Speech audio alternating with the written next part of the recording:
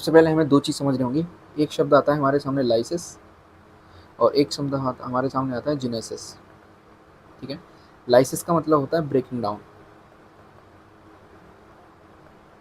किसी चीज़ का break down होना। ठीक है, और जेनेसिस का मतलब होता है फॉर्मेशन। ये चीज़ हमें समझनी होगी। यदि किसी शब्द के पीछे लाइसिस वर्ड लगा हुआ है, इसका मतलब कोई चीज़ वहाँ पे ब्रेक डाउन हो रही है, कोई चीज़ यहाँ पे टूट रही है। और यदि जेनेसिस शब्द लगा हुआ है, इसका मतलब किसी चीज़ का वहाँ पे फॉर्मेशन हो रहा है। अब हमें एक एक शब्द के बारे में पढ़ना है। सबसे पहले हम यहाँ पे बात कर रहे हैं ग्लाइकोलाइसिस की। ठीक है, ग्लाइकोलाइसिस में दो शब्द हैं। पहले हमने पकड़ना है लाइसिस, यानी कि यहाँ पे ब्रेक डाउन होगा। क्या होगा? यहाँ पे ब्रेक डाउन होगा। और ब्रेक डाउन किसका होगा? यानी ग्लूकोज का।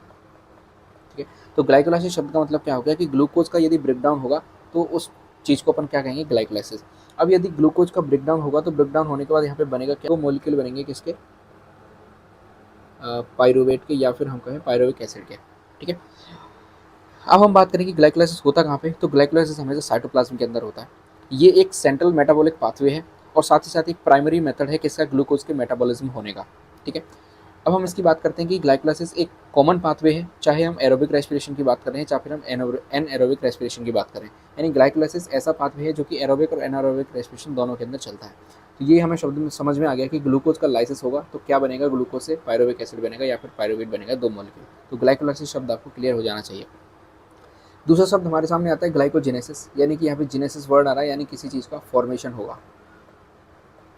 ठीक है, अब फॉर्मेशन की बात करते हैं तो हमारे सामने एक शब्द आ रहा है ग्लाइको। ग्लाइको का मतलब होता है ग्लाइकोजन। तो ग्लाइकोजन का फॉर्मेशन होगा। अब बात आती है कि ग्लाइकोजन का फॉर्मेशन होगा किससे? तो एक तरीके से हम कह सकते हैं यहाँ पर इसे ग्लाइकोजन सिंथेसिस। ठीक है, यानी ग्लाइकोजन का फॉर्मेशन हो रहा है, ग्लाइकोजन का सिंथेसिस हो रहा है, उस चीज़ को हम क्या कहते हैं? ग्लाइकोजेनेसिस कहते हैं। अब ग्लाइकोजन का फॉर्मेशन किससे होगा? तो ग्लूकोज के जो मॉलिक्यूल्स होते हैं उनसे ग्लाइकोजन का फॉर्मेशन होता है। किस तरीके से होता है? देखिए, समझिए एक चीज़ कि हमारी बॉडी है, हमारी बॉडी की चाहिए एनर्जी, और एनर्जी का प्राइमरी सोर्स क्या होता है? हमारे लिए ग्लूकोज होता है। अब ग्लूकोज हमने फूड लिया, फूड को कंज्यूम करके हमने उसको डाइजेशन किया, डाइजेशन करने के बाद ग्लूकोज हमारी बॉडी के अंदर आ गया। ठीक है, अब मान के चलिए हमें ज़रूरत थी जितनी, उतनी कैलोरी हमने ले ली, हमारी बॉडी को जितनी एनर्जी की ज़रूरत थी उतनी हमने ले ली। अब कुछ एक्स्ट्रा एनर्जी यानी एक्स्ट्रा ग्लूकोज हमारी बॉडी के अंदर पड़ा हुआ है। उस एक्स्ट्रा ग्लूकोज को ग्लाइकोजन के अंदर कन्वर्ट कर दिया जाएगा और उस ग्लाइकोजन को लिवर के अंदर क्या कर लिया जाएगा? स्टोर कर लिया जाएगा। ठीक है, इस प्रोसेस को क्या कहते हैं अपन? ग्लाइकोजेनेसिस कहते हैं। यानी ग्लूकोज का ग्लाइकोजन के अंदर कन्वर्ट होना क्या कहलाता है? ग्लाइकोजेनेसिस कहलाता है। इस जो प्रोसेस है उसको कंट्रोल कौन करता है? जो हमारा पैनक्रियाज होता है उसकी जो बीटा सेल्स होते हैं उनसे एक हार्मोन निकलता है इंसुलिन। इंसुलिन हार्मोन इस चीज़ को क्या करता है? रेगुलेट करता है। अगली टर्मिनोलॉजी हमारे सामने आती है ग्लाइकोजिनोलाइसिस। अब यहाँ पे लाइसिस वर्ड आ रहा है, यानी किसी चीज़ का ब्रेकडाउन होगा। अब ब्रेकडाउन किसका होगा? तो हमारे सामने शब्द आ रहा है ग्लाइकोजन। अब देखिए, ग्लूकोज का कन्वर्ट हो गया किसके अंदर? ग्लाइकोजन के अंदर, हमारी बॉडी के अंदर स्टोर पड़ा हुआ है, लीवर के अंदर बेसिकली ये यहाँ पे स्टोर पड़ा हुआ है। अब क्या होगा कि हमारे बाहर से फूड नहीं मिला, हमें बाई चांस हम फास्टिंग कर रहे हैं तो हमें बाहर से फूड नहीं मिला, लेकिन हमारी बॉडी को एनर्जी की ज़रूरत है।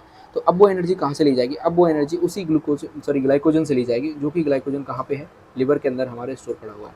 और इसको करने के लिए कौन सा हार्मोन हमारे काम आएगा? तो ग्लूकागोन हार्मोन। ग्लूकागोन हार्मोन जो कि हमारी पेनक्रियाज की अल्फा सेल्स जो सिक्रेट करती हैं, उस ग्लूकागोन हार्मोन की हेल्प से इस ग्लाइकोजन को कन्वर्ट कर दिया जाएगा किसके अंदर? ग्लूकोज के अंदर।